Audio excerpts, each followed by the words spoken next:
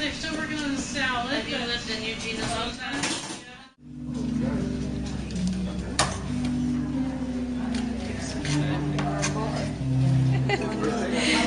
So what brought you here? My friend Wendy.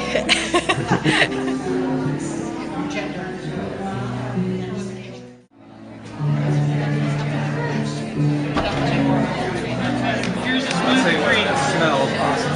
Yeah.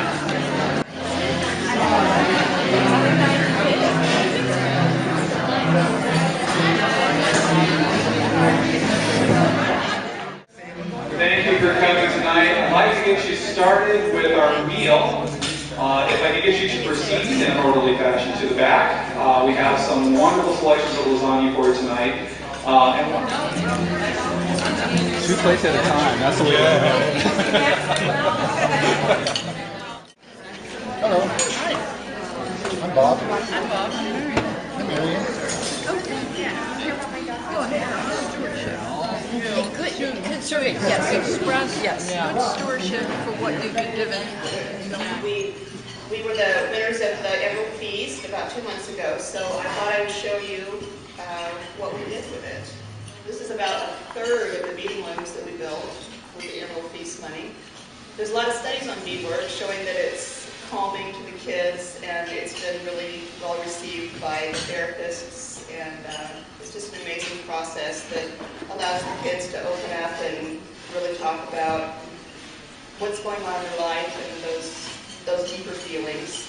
So really the important thing tonight is to listen to the people that we can potentially invest in.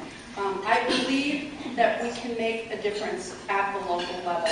And it's so hard, the way things are going now in politics, and things are really rough. When you look at what's going on with banks and large businesses and you know, banks that are too big to fail, companies that are too big to fail, what is that doing to our economy, and how can we really change that? We can change that at the local level by putting our dollars where it matters.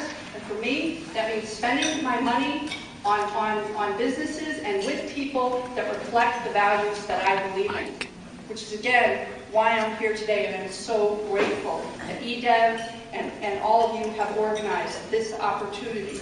And again, we know that if we invest in local, we're putting our money to work, to put local people to work who can then invest in our community. And that's what this is about. And I think it's tremendously exciting to be here, but it is essential. Because if we don't change the way that we're investing, if we don't change the way we're doing business, I don't think that, I can't imagine what the future will be like for my children.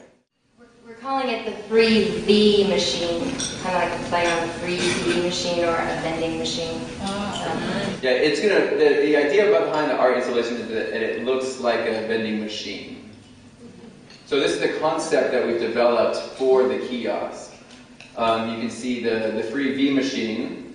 It looks a lot like a vending machine, except you can just open the door. So it's kind of like this surreal experience.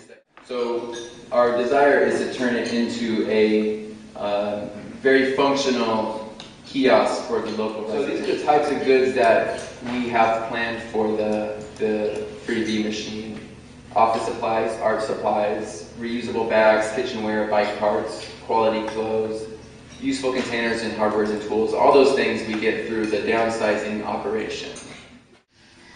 Our latest and current photo project that we're working on is called Neighbors Without Addresses.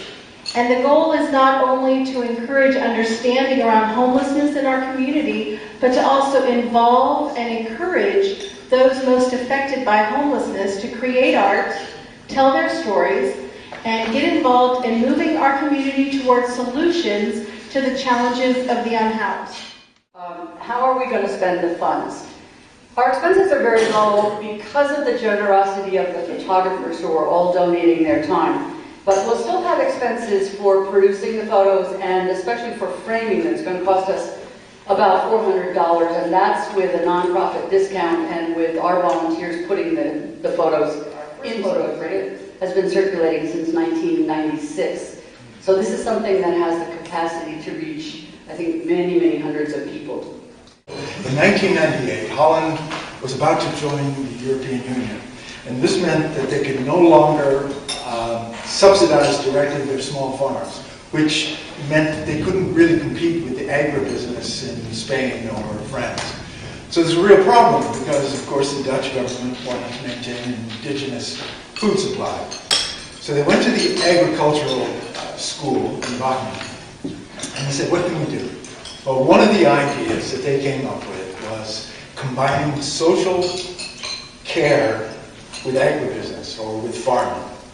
And this brought about what is now called Care Fund. Get the farmers and the social workers talking, maybe they can get together and have a little pilot program. You know, the state health program is in flux right now.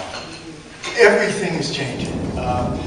It could have anything introduced here at this moment, I think. And I think a little pilot program really makes sense. I mean, I saw this again on a post on Facebook, Word of the Week. I think it was in Today or Newsweek, a newspaper. A group of consumers that supports a local retailer by showing up to shop at the store on a designated day. Advocates for living local who are putting money behind their philosophy. Some mobs vote on which businesses most need the cash. Many coordinate their sprees through social media. And that's how Cash Mob was born in Cottage Grove. We started actually with social media. Cash Mob Cottage Grove started in April of just this year. Lee and I have counted the votes. We've counted them twice. And the winner tonight is the Community Alliance of Lane County, Kori Rodley.